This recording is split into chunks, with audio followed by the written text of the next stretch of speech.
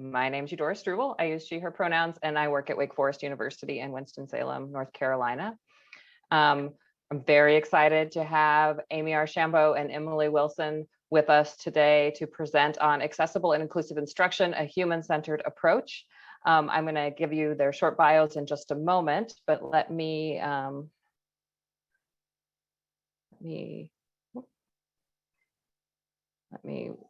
put up a little information on the screen. Just as a reminder, this session is being recorded and will be shared after the conference.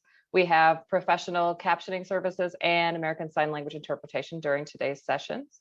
You can access the settings and turn these features on and off in the Zoom menus, and you can let us know via the chat to hosts and panelists if you have any challenges, or you can also email accessibility@ncsu.edu to ask for some support and assistance.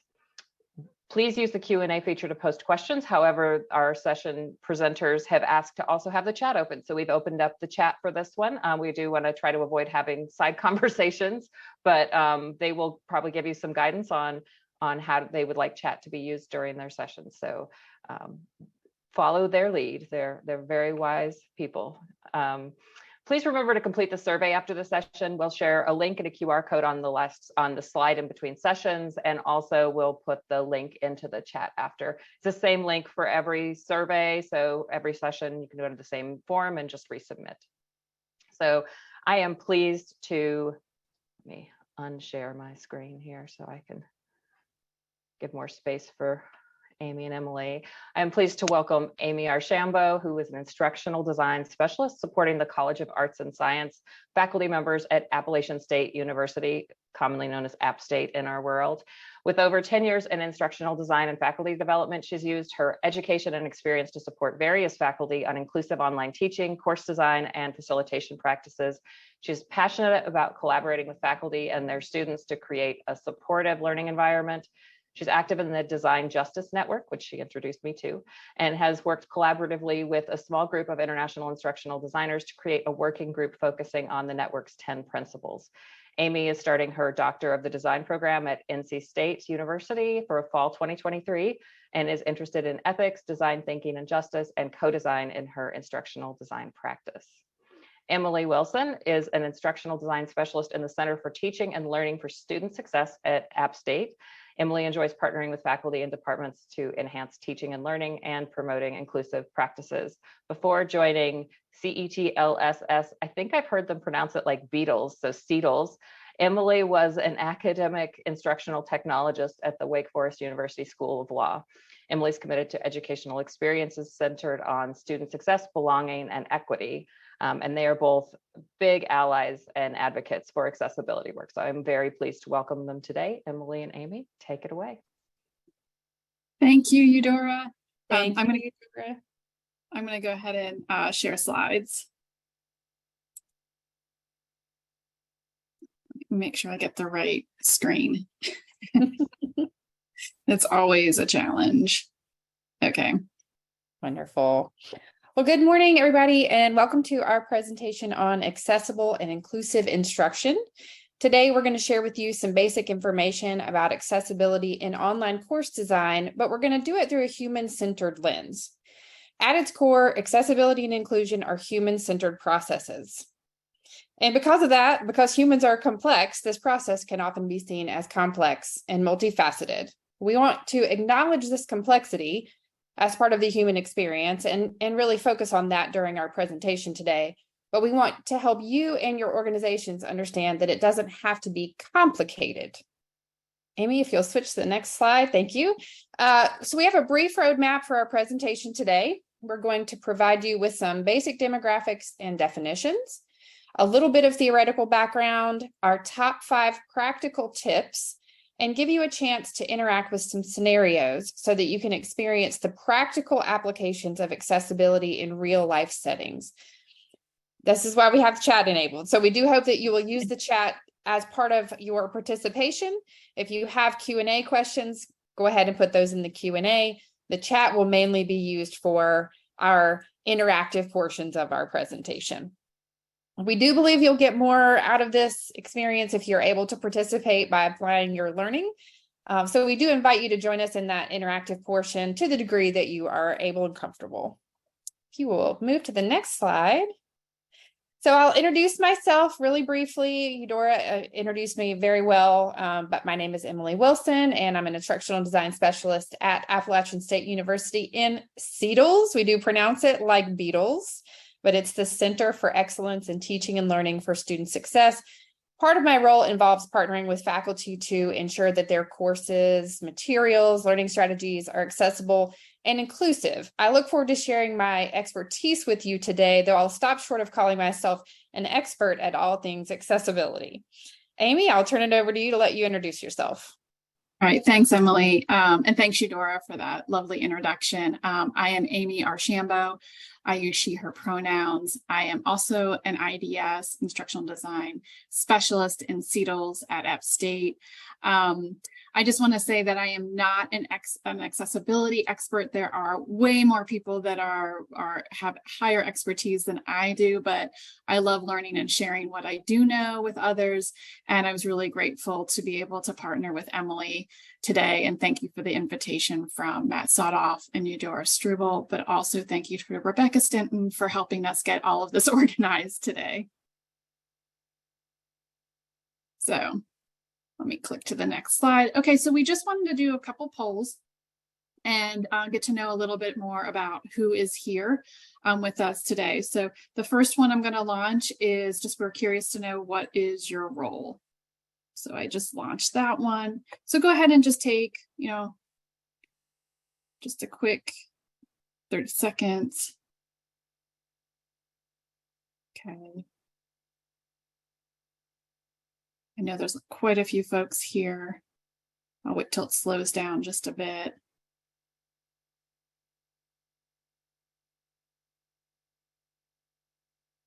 Looks like we have a lot of staff here.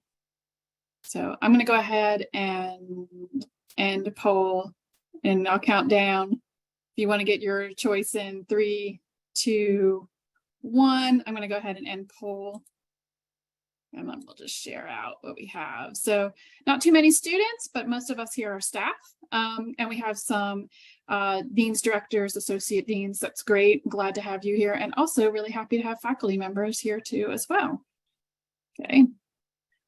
So, and then we're just kind of curious to know what industry you may be in. So go ahead and take a few minutes and tell us if you're in higher ed, K-12, corporate, nonprofit, maybe independent.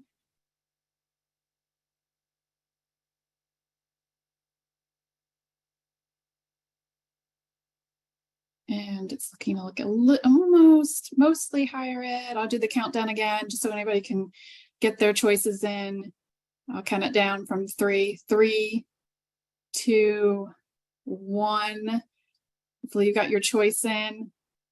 Let me end poll and share results. So high percentage of higher ed. We do have some K-12 folks, a few corporate, and a few from nonprofit. So great, welcome. We're happy you're here. I will say that Emily and I have been in higher ed for quite a while, so we'll probably be sharing mostly about higher ed, but I feel like all the accessibility things that we're going to talk about today can cross over to those other industries. And so the last question I've launched is just, what's your experience with accessibility? So are you new? It's really new to me. You're exploring. I'm not new, but kind of in the early stages of learning. Intermediate, I've been incorporating some accessibility tools into my practice. Or advanced, you are a rock star. You've been incorporating accessibility and you probably are teaching others. So I'll give you a couple more seconds to respond. And I'm sorry if I'm not looking directly at you. If you're looking at me, I've got like 3 screens going here. I'm operating our slide deck today and our polls. So I am going to be a busy person on the back end. So, okay, I'm going to go ahead and go 3, 2, 1. I'm going to end that poll and let me share out results with you. So great. We have a couple new people, but it looks like most people are in the intermediate range and exploring. And then we've got some advanced rock stars. So again, really happy to have all of you here. And Good to know who's here. Hopefully we will have a little bit of something for all of you rock stars, and a little bit for everybody. So thank you for sharing. Okay, so we're going to jump in and talk a little bit about demographics, because for Emily and I, we think this is a really important piece to know who you're designing for, and who's in your audience. And we're going to focus primarily on undergrad students. The data that I've polled really comes from two sources. One is, this is the National Center for Education Statistics. Between 2015 and 2016, they did a survey that said about 1 in 5 students reported a disability. So they had some sort of disability that they said that they had. That doesn't necessarily mean they reported to their institution, but to that reporting agency. And then in 2022, the American College Health Association surveyed about 54,000 undergrads. And this is sort of an interesting statistic right here, that 15% of our undergrad students reported that they had ADD, ADHD. 5% had a learning disability of some kind. And when we think of learning disability, it could be like dyslexia, dysgraphia, dyscalculia, some things like that. 4% were blind, low vision, 3% autistic, 2% deaf or hard of hearing, about 1% had mobility or dexterity disability, and then 1% had a speech or language disability. And just so, and I thought this was another interesting statistic, trans and gender nonconforming students reported having autism at rates 5 to 8 times higher than cisgender students. So share that. 37% of our students report their disability at their colleges. So that may seem like a high number, but when you think about on your specific campus, it's really probably low, very low. And so most students are probably not reporting, self-reporting their disability. And then 15 to 43% of undergrad students who do report their disability do not receive accommodations from their school. And this could be for a whole host of reasons of why that may happen. So I just wanted to share a little bit about the numbers and why, you know, I'm so thankful that you all are here so that we can have these conversations about what we can do to make our work more inclusive and accessible for all of our students, whether they report or don't. Okay, so Emily, I think this is you. Excellent. So now we want to hear from you and get you to tell us what, in just a couple of words, how do you define accessibility? So we would like for you to use the chat feature. If you will click on the chat link at the bottom of your screen, and then make sure you change the audience, the to everyone by clicking on the drop down next to the to field. Tell us in a couple of words how you define accessibility. And I'll give you a couple of minutes for this. And I will read out answers sort of as they come in that sort of stand out. Awesome. How well students can access information. That's great. Access to materials, preferred method. Oh, good one. Okay. No barriers. Yeah, they're coming in. Proactive inclusion. I love that one. Resource availability. Making info equally available to everyone. Universal design. We'll definitely be touching on universal design a little bit later. Usability, ability for all to get the content. Equal access, equal opportunities. Communicating in a way that meets the needs and preferences. Inclusion. Access for all regardless of abilities. Excellent. No one left behind in getting information. Those are all great definitions. Consumable by everyone. I like that. All right. So feel free to keep dropping your words and definitions in the chat as we go along. Feel free to, you know, add to that definition. We're sort of creating shared meaning and shared knowledge here. Amy, if you'll go to the next slide. We do have a couple of additional definitions, and I'm not going to read these because really for me, what stands out in this sort of accessibility in general definition and a legal definition is just that everyone can access everything, regardless of their status, regardless of their needs.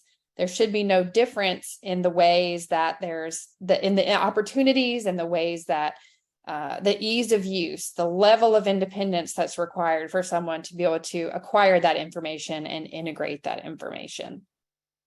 If you'll go to the next slide. When we think a little bit more about accessible online courses, we can sort of define that as something that's easily reachable, approachable, or understandable, something that affords access. All learners can succeed regardless of their disability status, their learning needs, their access, or their experiences.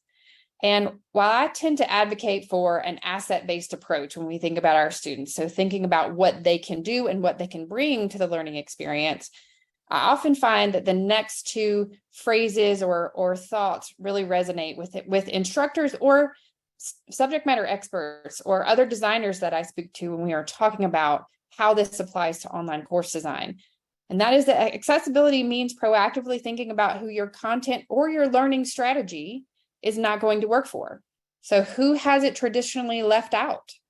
Who has not been at the table or not been able to be at the table in meaningful and intentional ways? How can you prevent those challenges in the future and potentially remediate those challenges for students that are existing at the moment? The other is just to really try to help people understand that when exclusionary choices are made, whether those are made intentionally or not, every time you make one, it's a decision about who you believe deserves to succeed in your class. And that seems like kind of putting it all out there, but it is. That's really that's a lens to put on this. When we think about, most people want everyone to succeed in their classes, but often the choices that we make don't ensure that happens. And if you'll go to the next slide, let you take over.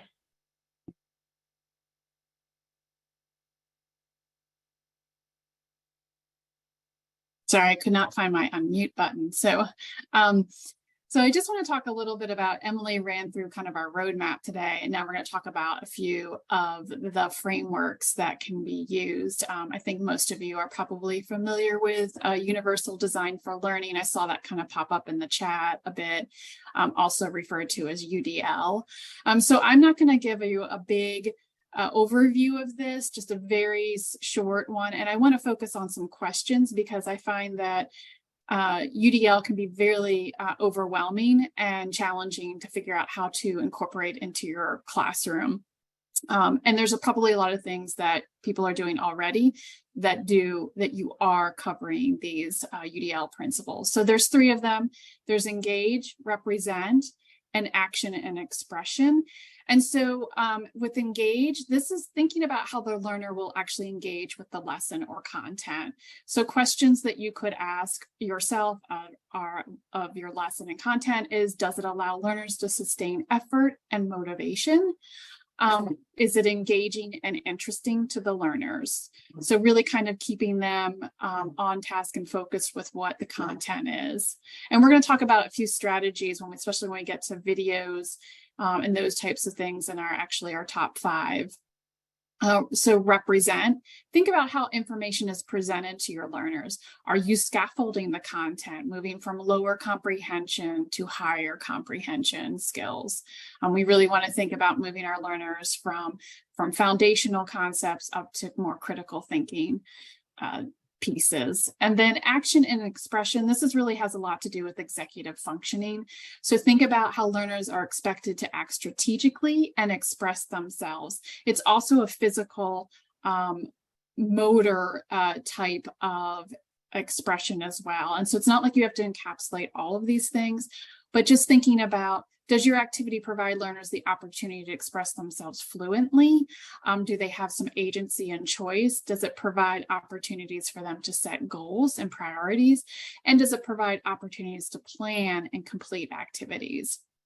So that's just a very high overview of UDL. We have some resources at the end of our slides if you kind of like to dig in a little bit more. And so this is where I had the plus, UDL plus. So I'm just going to share a little bit about design justice.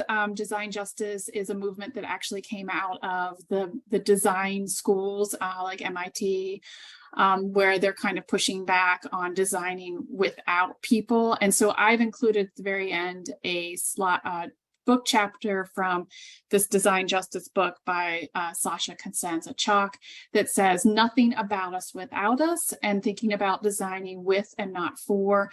It's a great chapter. It doesn't take very long to read, and I'll give you kind of a high level overview of the disability movement that happened in the 60s to bring us to where we are with some of our legal and some of the laws that have come about because of that, those efforts. Eudora Struble actually introduced me to disability visibility. Alice Wong wrote a book. She also has a website that's a blog and podcast where she centers the lives of people with disabilities. And they give their varying takes on their lives and work and what they do, and really humanizing ways, which I think is really helpful for us to see. And as Emily said, have more of an asset-based approach rather than the deficit thinking. And then thinking about inclusive design practices. And I think what I really appreciate about inclusive design is that it's ways of thinking about that intersectionality, not just about accessibility, but thinking about the many identities someone has and how to support and represent those identities in your course. And then I just wanted to mention this at the very end here of that segment, as we're thinking about a lot of times accessibility becomes a checklist. And I'm just going to read this quote by Sarah Hendren, which I thought was really impactful to me about rethinking those barriers. I think the biggest barrier, of course, is the limited imagination that standards tend to create. Because it's a checklist and a liability matter, the rhetorical framing of disability gets subsumed under that logic, a cloud over the excitement of a project, or a don't forget matter of inclusion. So I just found this to be really powerful, that, you know, in my own thinking about accessibility and inclusive practices, this is really a great way for me to think out of the box and think about how I can move into this work, instead of thinking it as this is something I have to do and this is stopping me from doing things that I want to do. So I just wanted to put that out there. Okay, so we are going to roll into some top 5 of Emily and I just decided to curate some of the top things that we thought we wanted to share. This is by no means an inclusive list of how to help tips, resources, or anything like that. But we wanted to be able to give you just sort of like some things that we thought were pretty important to talk about. So the first thing is videos. What can you do with your videos? Well, one, of course, captioning is really supportive. I think most of you probably know that already, but also providing transcripts. If you write out your video presentation, which I know for a lot of people feels time consuming, and they like to feel like they have a free flow of dialogue, but already writing out that script, you have your transcript to some extent, and it makes it a lot easier then to upload it to your captioning for your videos. The other thing I want to say, and this kind of goes back to this executive functioning as well as this engagement piece of UDL, chunk out your videos. If you think about it as one concept per video, try and keep them short. The studies show, and these were usually for MOOC type courses, that 5 to 7 minute videos were preferred by students. But even in your own courses, if you can keep your videos to one concept, keep that about under 10 minutes, that's going to be super helpful. And then if you're doing a lot of things with graphics and charts and tables, make sure you're describing things. If you're pointing, say I'm pointing to the chart and, that kind of thing. So that's a hard thing for us to sometimes remember and do, but this is going to be really helpful for students as well. And it makes sure you're kind of being accountable to your own, like what you're trying to say. Okay. So images. alt text, I think most of us are probably familiar with using alternative text. I'm never really sure about how much to add or what to add, but I try to just do a really good job of being descriptive without going overboard. And we're lucky now in that most of our applications, our software applications and learning management systems provide ways for us to add this alternative text fairly easily. Inclusive, when we think about our images, make sure we have people from all kinds of diverse backgrounds. We want to, it's, not just white people, but people of color, people in wheelchairs, people, all kinds of people, to be more inclusive. So students and learners can see themselves represented in our content. In terms of comprehension, use text for critical info. It's really helpful to have images and text to represent concepts, that's another way of leaning into the UDL concept of engagement. And then making sure that you're using the copyright and attribution. I use Upsplash a lot, and for their free images, there's always a quick copy link in there so that I can give attribution to the person that provided that resource. I know I just heard we came in the tail end of the last presentation and we were talking a little bit about PDFs. PDFs are still really challenging. And so for accessibility reasons, and it's time consuming to make them accessible. So if you can avoid them, or if you need to use them, I think Emily Gregg gave a great example of how that they did that in they had a PDF as well as in a Google Doc, as a backup for people that needed that same content. You can also use your accessibility checkers in Word. Grackle is an add-on for Google Docs that you can use. If you can, use HTML. HTML is accessible. And then the one piece I wanted to make sure that I add, because I see this quite often, is people add click here. So make sure your links are descriptive and you're letting people know what that resource is. And also whether it's a PDF, a website, those kinds of things as well. Okay, so the next thing is assessment choice. Some of you may be familiar with the TILT framework. This stands for Transparency in Learning and Teaching. Marianne Winkelmoss has done a lot of research and sort of developed this framework that found that students do well with this. It provides transparency in the assessment design. They are asked to do it's a 3-part framework where you kind of state the purpose of why you're asking them to do this work, whether it aligns to your objectives or your goals. You're giving them specific tasks to do that are written out, and then you're offering them criteria for success. So what does success look like? Progressive drafts, giving students time to make mistakes and correct those mistakes, get feedback, and then redo their work. Also, low stakes are great too. So, you could have quizzes or other assignments that are no graded or low stakes, like low grade, low percentage to the grade. So students have a chance to actually practice what they're doing. And then flexible deadlines.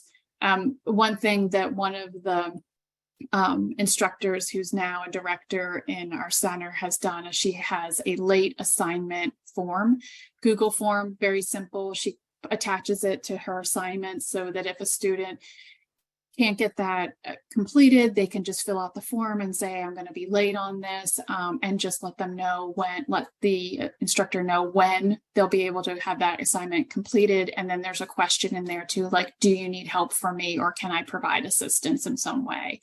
So just to let students know that there's support there if they need it. And then for syllabus, this is really important because this is really the way most students are going to kind of get to know the course. And so having a welcoming tone, inviting students in to this course, wanting them to be here is really important. So belonging, also being very transparent in what you're going to be asking them to do. What plain means is just keeping the style and flow of your syllabus simple. So just keep it black and white if you can. No fancy colors, no highlighting. Keep it succinct. Keep it simple. The co-design piece, I think, is a really interesting thing that's come about in the last couple of years with the annotated syllabus.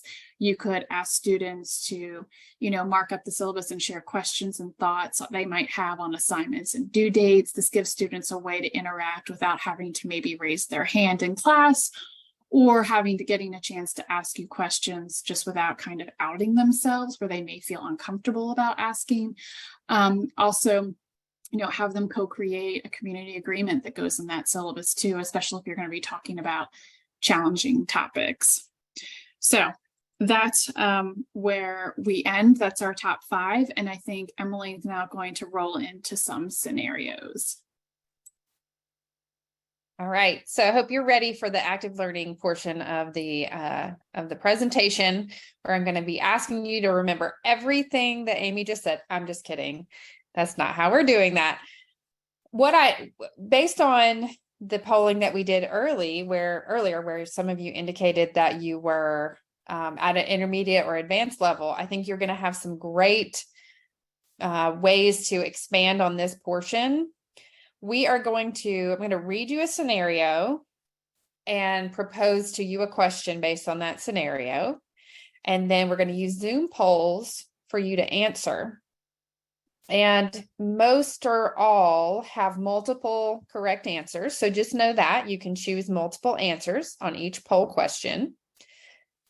And I would invite you too, since I think a lot of you have expertise, to add additional thoughts that you might have on each of these scenarios into the chat, because obviously with 4 answer choices, we couldn't capture the complexity of what might be needed in these scenarios. And I've tried to make them complex, and they are pulled from real life. So these are situations that Amy and I have dealt with at some point, or are sort of a mashup of similar situations.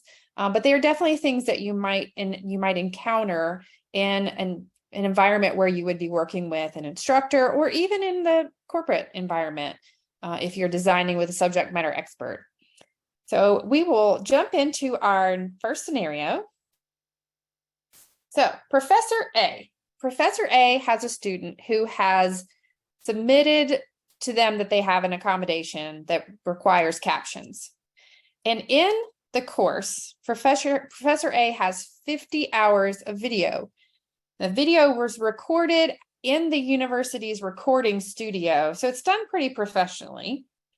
And it was also done outside of the university's video management platform that provides auto captions, meaning there are no captions on any of these videos.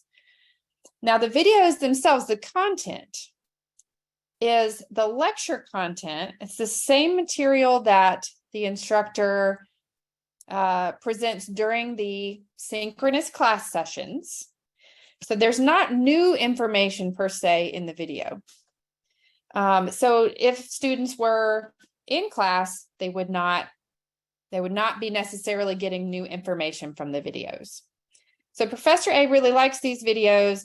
He wants to keep them, but 50 hours of videos is a lot of video to try and caption in a short period of time. So what are some things that Professor A should consider as a plan moving forward? Amy, if you'll launch that poll for me. Thank you. Thank you for being multitasking on all of these polls. So Professor A should or could remove all the video content, leave the videos as they are, add accurate captions, and provide an alternate format for review guide. Choose as many as you think are correct from this list. And we'll give you a few minutes.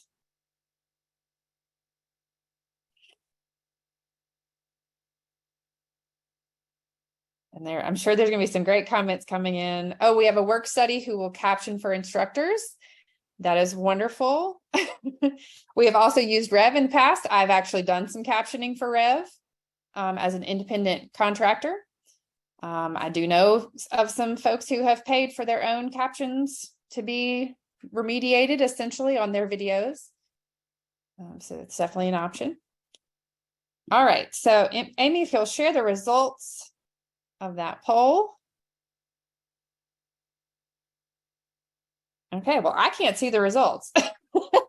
I can't see any percentages of what anybody put. So Okay, I was wondering about that. Okay, I don't know if everyone else can see this, but I will just share out the percentages. So 13% of you said to remove all video content. 3% of you said leave the videos as they are. 90% of you said add accurate captions, and 90% of you said provide an alternate format review guide. those are all excellent choices. So let's move to what Professor A actually did, and then we'll talk a little bit more about what was great, what was maybe not great, or what are some other things that he could consider. So next slide, please. Okay, so what Professor A actually did, and this actually did happen, is ripped from the headlines. He removed most of the videos from the course. He thought back and said, there are a couple of topics that I know most everyone struggles with, and I'm going to work on those videos first. And so he started with those. He corrected the captions. First he loaded them into the video management platform, which generates captions, and then he manually corrected those. So that saved him a little bit of time. Over time, he plans to update the captions on all of the videos, because he feels like, one, he invested a lot of time to record those 50 hours worth of video in a recording studio. And these are things that he wants to use long-term. So he doesn't want them to just go by the wayside. And the other thing he is doing is he's going to provide a text-based review document that gets the key lecture points after each class. So let's see, we've got another thought. We've added a collaboration role to Kaltura so the work study can edit for instructors, could record their classroom sessions. They could do that. Unfortunately, they don't have the setup other than really doing that with Zoom in that particular building. But I know in some places where I've been, they've had that as an alternative.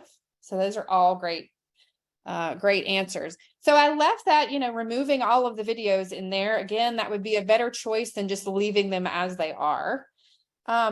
It's also, I appreciated that this professor stepped back and said, intentionally thinking about what could be useful for my students, I am going to take down most of these, but I'm going to keep the ones that I think will be the most helpful.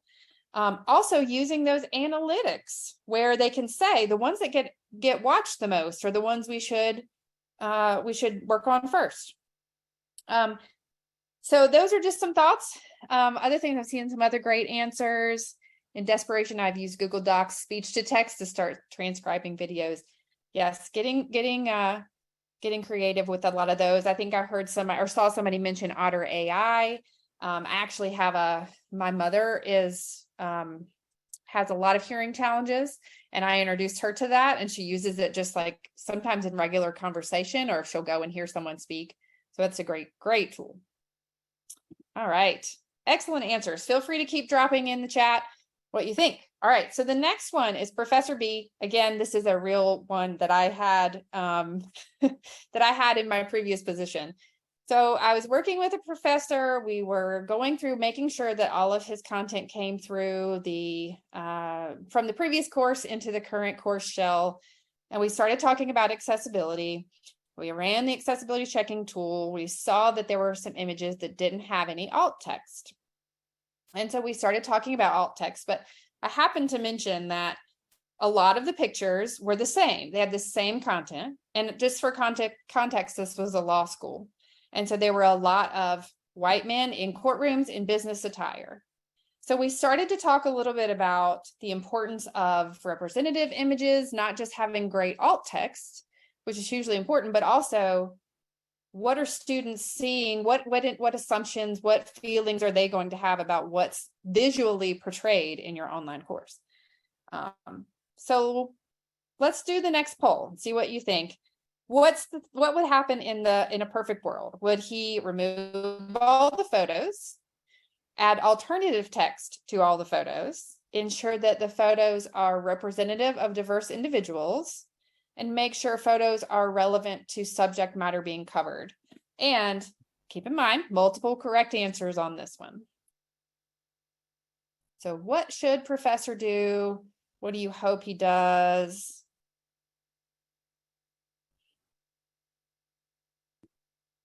And once you have answered your poll, again, feel free to drop thoughts in the chat.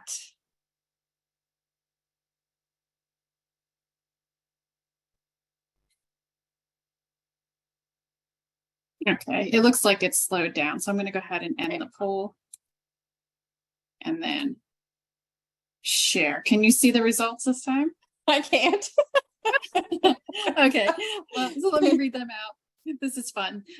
Remove, 7% of you said remove all photos, and 93% of you said add alternative text to all photos. 96% of you said ensure photos are representative diverse individuals, and 89% of you said make sure photos are relevant to subject matter being, I can't read that last one, being covered. There we go.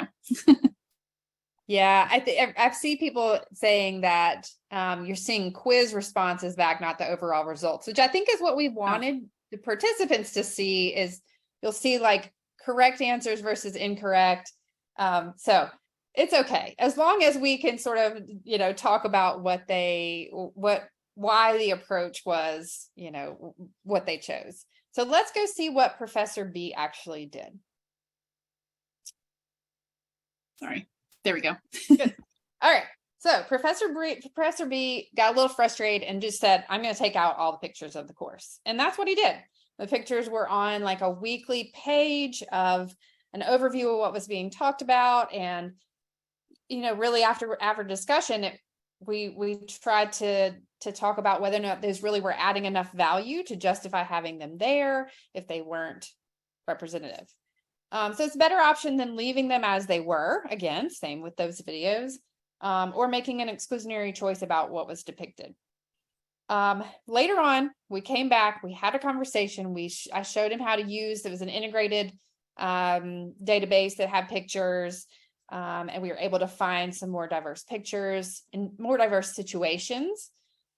We added alt text to all of them, or in some cases from that, where we pulled them in that had alt text already.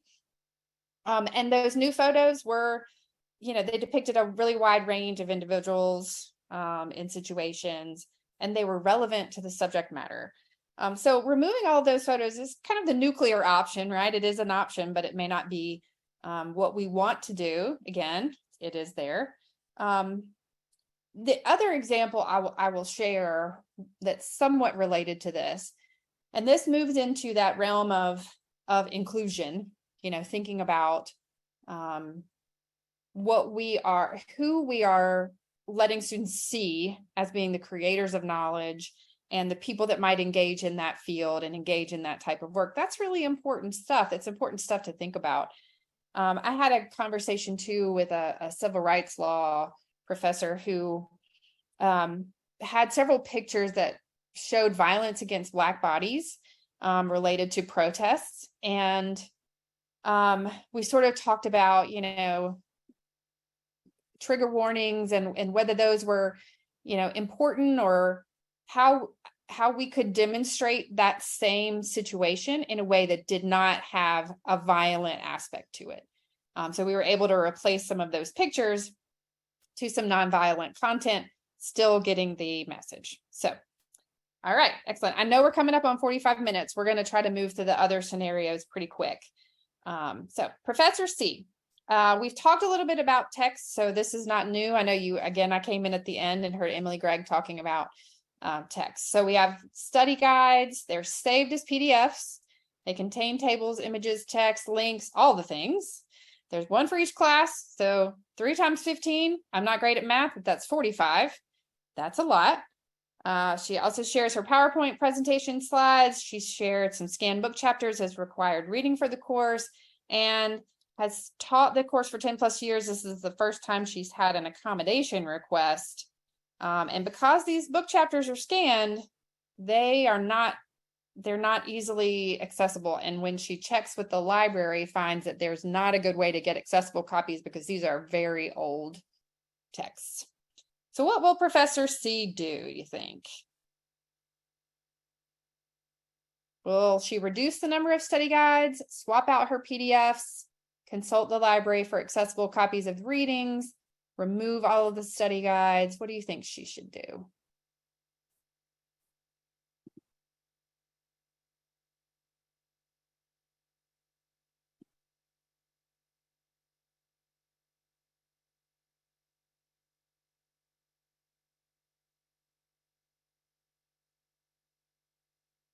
So as those answers are coming in, I just sort of want to share that I did invite, and I do invite, faculty to think about whether or not there is a message to be taken from the fact that you can't get accessible copies of documents. And that is, are they really relevant to what it are they current? Are they relevant? Are they representative? Are they gonna, if you can't get an accessible copy of them, maybe you should just rethink whether or not that's the best source to use, or if there is a different source. So let's see what Professor C did. So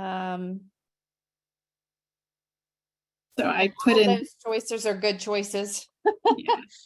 So that one was all of those were correct. So she did panic a little bit because there was a lot of text. She did reevaluate those guides. She condensed those files down, shared them as Google Docs, updated her PowerPoints as Google Slides, worked with the library, and reevaluated those ancient texts. It's important to think about the sources that you are using. Do those sources allow your students to see people that are creating knowledge from lots of different diverse groups of people? So if all of the voices you have are from one group, one demographic group, that doesn't necessarily show those students that they, if they're not in that group, could also be creators of knowledge in that field. And that's not a message we want to send. It is a message I was sent all through school, being completely honest with you. So, all right, so let's skip this one and let's go to the last one. So we're going to talk about Professor E. Has a very long syllabus, has format challenges. The attendance policy is also very, very strict, does not allow any excused absences, except if students disclose medical or mental health information, no late work, very gendered language in the syllabus, statements overtly about who is likely to succeed and who is likely to fail. That whole look to your right, look to your left. One of you is going to not be here at the end of the thing. No accessibility policy, no link to student services. So let's see, what do we hope Professor E decides to do with her syllabus? Correct the formatting, put the information in red, use all caps and bold text, up the policies, procedures, and resources, allow for late work, and define some of those college knowledge terms, some of those terminology that students may not know if they are first generation college students, or don't sort of have that implicit college knowledge. And I will say, I remember from what Amy was sharing about our top tips, that co-design aspect. I will say that was the first thing that I had that conversation with about this professor was, and to be honest, this is a mishmash of a lot of issues. So this was several different people all pulled into one particular scenario. The biggest one to keep in mind here is, putting information in red using all caps and bold text. That doesn't really send the message that we want to have. But can we add the option of Professor E joining the idea committee? I don't know what the idea committee is. I'm guessing maybe, I don't know what that stands for. So maybe let us know what the acronym is for idea, but maybe it would be a good fit. So let's see what Professor E actually did. Inclusion, diversity. Carrie, that's probably not a bad idea. So to join that, they asked if they could join the Diversity, Equity, Accessibility Committee. So this professor attended our worst syllabus ever, which is actually a workshop that is offered by one of my colleagues in the Center for Excellence in Teaching and Learning for Student Success. She identified some of those exclusionary choices, updated the policies and procedures, added an accessibility statement, student support services, and remediated those formatting challenges and uploaded it as a Google Doc. So you can see from this scenario, there were a lot of things going on, and that's the case. The one that we didn't see was about assessment choice. There's a lot going on in that one as well. There are multiple areas that could potentially be problematic. These are complex situations that not just one answer is going to solve per se, and it's a journey. So that's something that I always want to let folks know. It's a journey, it's a process. And if you are, in this case with your syllabus, allowing your students to co-design that with you, give you feedback, do that annotation on it. That allows your students to see that as less of a contract and more of something that they are co-creating with you. So I kind of invite people to think about some of those questions when you're talking about syllabus. You know, are you looking at a syllabus as an ironclad agreement, a contract with people? How do your students think you see them based on the language that's coming in your syllabus? Who are you assuming is going to be successful based on the language that you use? And finally, does your syllabus reflect your values, the values that you have in your teaching? Oftentimes it doesn't. Even if you are thinking about those things on a regular basis, what your values say about your teaching, oftentimes that doesn't come through on the syllabus. So it's just an area of opportunity. And thank you all for letting me take a little extra time with that. Amy, I'm going to throw it back to you. Eudora, do we have time for a quick closing activity? Sure. Okay. Okay. So folks, we're just going to do a really quick chat waterfall. I don't know if some of you have done this in the past, but basically what I'm going to do is just ask you to type your answer to the question. And the question is, what's one thing you can take and use or share today? So go ahead and type your answer in the chat. Don't hit send yet. I will count down 3, 2, 1, and then you can press send, and then we'll see the whole chat fill up with your responses. So go ahead and just take a quick couple seconds. Tell us what you can take and use or share with a colleague. And I will count down. And 3, 2, 1, and go ahead and hit send. And there we go. Yay! Co-design syllabus, yes. Scenarios, exclusionary choices. Oh, everybody likes the scenarios. Seen a couple of those. Resources for follow-up. Great inspiration can help faculty. Co-design, perspectives. I'm going to roll up here. No PDFs. Great. Well, thank you all for participating. I think there's time for some Q&A. I believe you, Dora. I see something in the chat, in the Q&A chat. Thank you all for sharing. Workshop for faculty. The Q&A comment is just all the information about PDFs was helpful. Okay, great. All right. Great.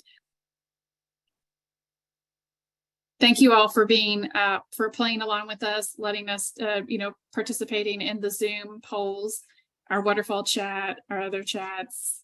Appreciate it. I don't see any other Q&A coming up. I think a lot of folks are going to have many things they're going to take from this session. So thank you both for bringing all this information, all the scenarios and experiences that you brought. We really appreciate it. Thanks for having us. Anytime.